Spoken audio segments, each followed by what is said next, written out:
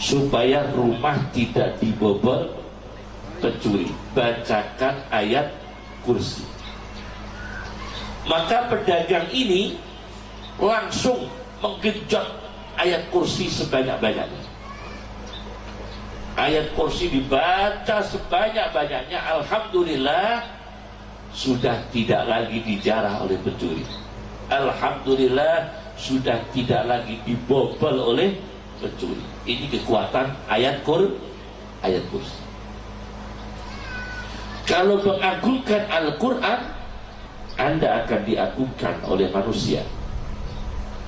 Kalau merasakan wibawa Al-Quran, Anda akan menjadi manusia yang berwibawa. Kalau menghormati Al-Quran, Anda akan menjadi manusia yang terhormat. Kalau memuliakan Al-Quran, Anda akan menjadi manusia yang dimuliakan manusia. Itu rumusnya.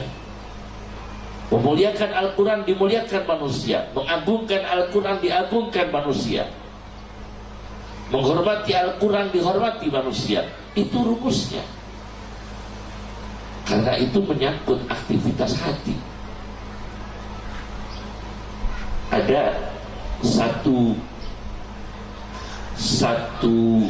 cara memahami Al-Quran yang supaya tidak sulit-sulit ya. Itu abah saya cerita ke saya sendiri. Apapun cung, orang Jawa tahu cung ya.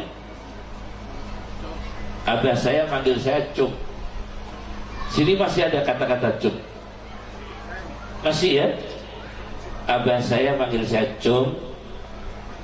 Nek kue kepingin paham Quran, apapun judul tafsirnya, cari tafsir dasar Al-Quran yang berkahnya besar. Nah, empirisnya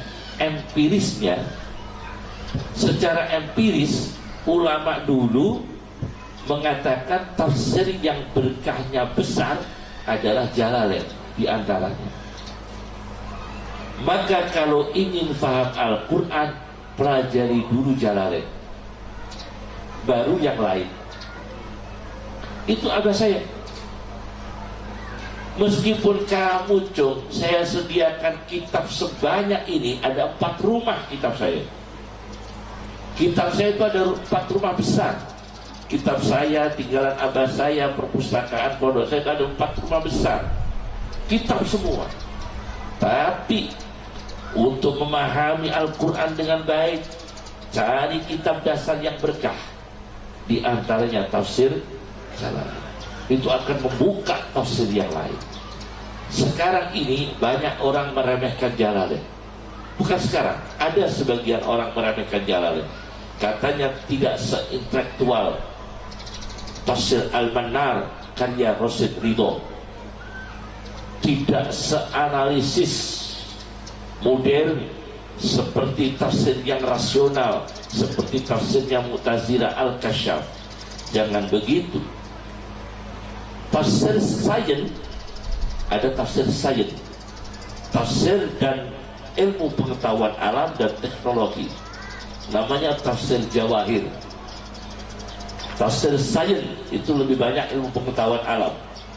Itu karya Tontowi Jauhari, namanya tafsir Jawahir. Saya dulu ngaji ke ayah saya. Kata ayah saya, coba kamu lihat, tafsirnya Tontowi saja pakai Jalalain semua.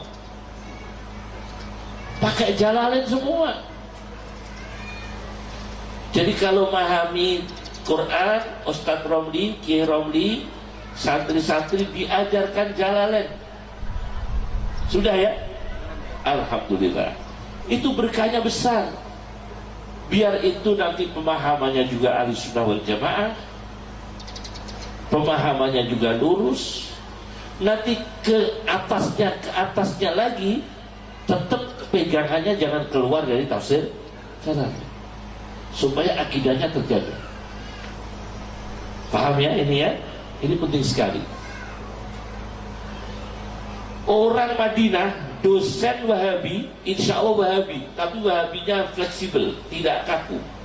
Insya Allah Wahabi, tapi ilmunya hebat. Abu Bakar Al-Jazairi yang mengajar di Masjid Madinah baru saja meninggal. Abu Bakar Al-Jazairi itu mengarang tafsir Quran namanya Aisarut Tafasir. Saya ngaji ke ayah saya, ditunjukkan, coba ini lihat, semua blek Jalalain semua, niru Jalalain semua. Itu karya orang Wahabi. Insya Allah itu tokoh Wahabi yang artinya dihormati di kalangan Wahabi, namanya Abu Bakar Al-Jazairi. Itu punya tafsir Aisarut Tafasir. Di situ tafsirnya pakai tafsir Jalalain.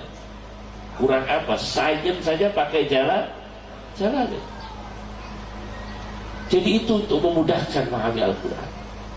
Nah, itu jadi tafsir Jalalain ya. Baca terjemahnya Kiai Bisri Mustafa, Masya Allah, Barokah Al-Ibris. Kemudian terjemahnya adik kandungnya Kiai Bisri Mustafa, Mbah Misbah. Itu ada lagi adik kandungnya Mbah Bisri Mustafa, abahnya Gus Mus itu Mbah Bisri Mustafa. Itu punya adik namanya Kiai Misbah, punya tafsir Al-Iqlil, bukan Al-Ibris tapi apa? Al-Iqlil. Bagus sekali. Itu berkah semua, diberkahi oleh Allah karena menulisnya dengan jerih payah, menulisnya dengan keikhlasan ya. Ini dijaga. Jadi yang keempat adalah memudahkan, diberi kemudahan memahami Al-Quran, yaitu dengan menjaga hati supaya bercahaya dengan mengagungkan Allah dan mempelajari kitab makna Al-Quran yang dasar, tafsir Jalalain. Sudah 4 ya. Yang kelima ini yang kelima, Taisiru Kuwatil Quran. Nah, ini yang hebat, termasuk yang hebat, memudahkan mendapatkan kekuatan Al-Quran. Taisiru Kuwatil Quran, memudahkan mendapatkan kekuatan Al-Quran. Kekuatan,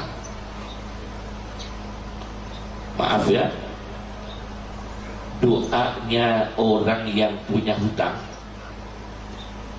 kalau banyak hutang itu kalau masuk rumah,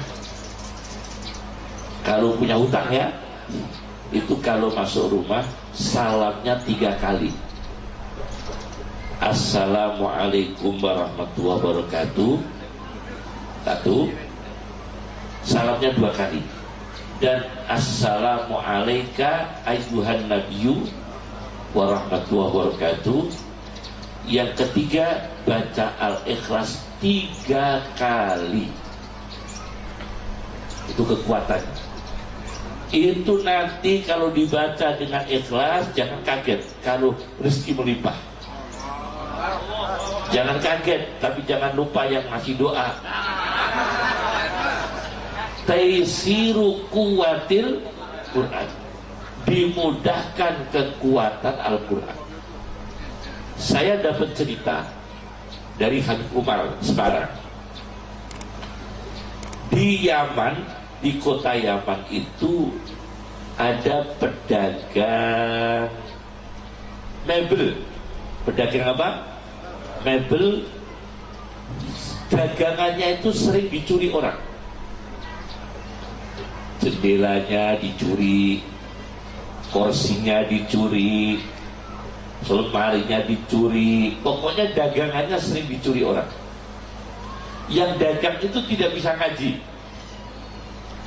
tidak bisa ngaji, baca Quran juga nggak bisa. Coba dengar-dengar ada syekh di Yaman, kalau supaya pencuri tidak berhasil, rumah tidak dibobol pencuri, itu kata seorang ulama Yaman, maka dibacakan ayat kursi. Dibacakan apa? Ayat kursi, supaya rumah tidak dibobol pencuri, bacakan ayat kursi. Maka pedagang ini langsung menggenjot ayat kursi sebanyak-banyaknya. Ayat kursi dibaca sebanyak-banyaknya. Alhamdulillah sudah tidak lagi dijarah oleh pencuri. Alhamdulillah sudah tidak lagi dibobol oleh pencuri. Ini kekuatan ayat kursi. Akhirnya dia ingin sowan pada kiai ulama Yaman yang mengijazahkan ayat kursi. Akhirnya dia sowan ke kiai yang terkenal dengan ijazah ayat kursi. Begitu sowan, alhamdulillah kiai, saya matur suwun, kiai terkenal dengan ijazah ayat kursi, saya baca kiai, alhamdulillah pencuri sudah tidak bisa membobol dagangan saya. Pembacanya berapa kali Pak pedagang mebel? Saya sehari 2000 kali kiai. Membaca ayat kursinya berapa? 2000 kali kiai. Kiainya kagum, kok bisa? Saya yang ulama saja nggak kuat. Saya yang ulama nggak kuat baca ayat kursi 2000 kali. Kamu kok mampu ya bisa 2000 kali? Bacanya gimana? Begini kiai, ayat kursi sampai 2000 kali. Jadi bacanya begitu. Ayat kursi sampai 2000 kali. Jadi tidak dibaca semua, cuma mantep dia karena dia nggak bisa baca Arab, nggak bisa baca Quran, cuma dengar-dengar, pokoknya dibacakan ayat kursi. Itu dengan kemantapan, dengan tekad, dengan keyakinan dia baca ayat kursi 2000 kali. Malingnya sudah nggak bisa masuk. Itu dengan keyakinan dan kemantapan tidak bisa baca Al-Quran. Karena apa? Itulah kekuatan